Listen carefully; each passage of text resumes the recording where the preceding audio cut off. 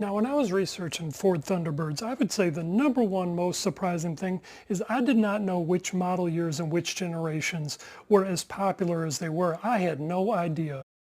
So today we're talking about the most affordable classic cars, and in the last 2 years I feel like the Ford Thunderbirds have really been the most affordable. But the second thing I was most surprised about is how much engine experimentation they did throughout the generations. If you want to study from 1954, let's say, till around 97, you can go through all the generations of families of engines that Ford used. So they started with the Y block in the first generation.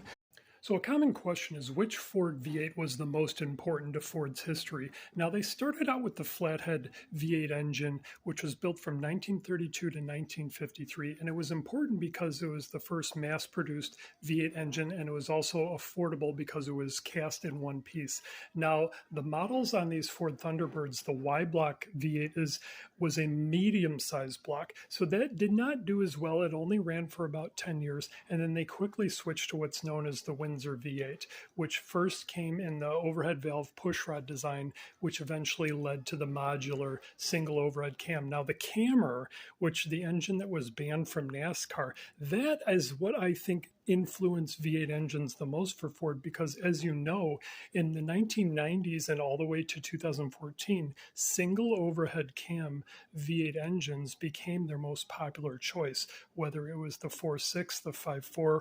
Now, a real popular topic out there right now is, are Ford V8 engines better than Chevy's V8 engines? And now Ford V8s were very popular since the popular Ford Flathead, which was built from 1932 to 1953. But the Y block, which replaced it, was as popular as all get out. But the problem is it had a little bit of oiling issues. And then it was eventually replaced by the FE engines, the Cleveland engines, and eventually the Windsor engines. Now, they're also confusing because they made big block and small blocks. So, for example, Cleveland was a small block, but then Cleveland had the Lima plant, which was plant number 2, which made the big block.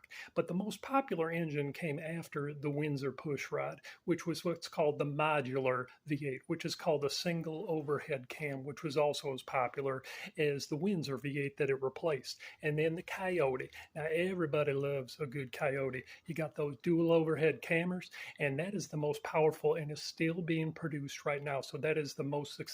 So here's another just sort of interior look if you wanted to see sort of the coolest collection of Corvettes and classics, like this little MG Roadster, like you probably saw in the movie Stuart Little. Cadillacs, Corvettes.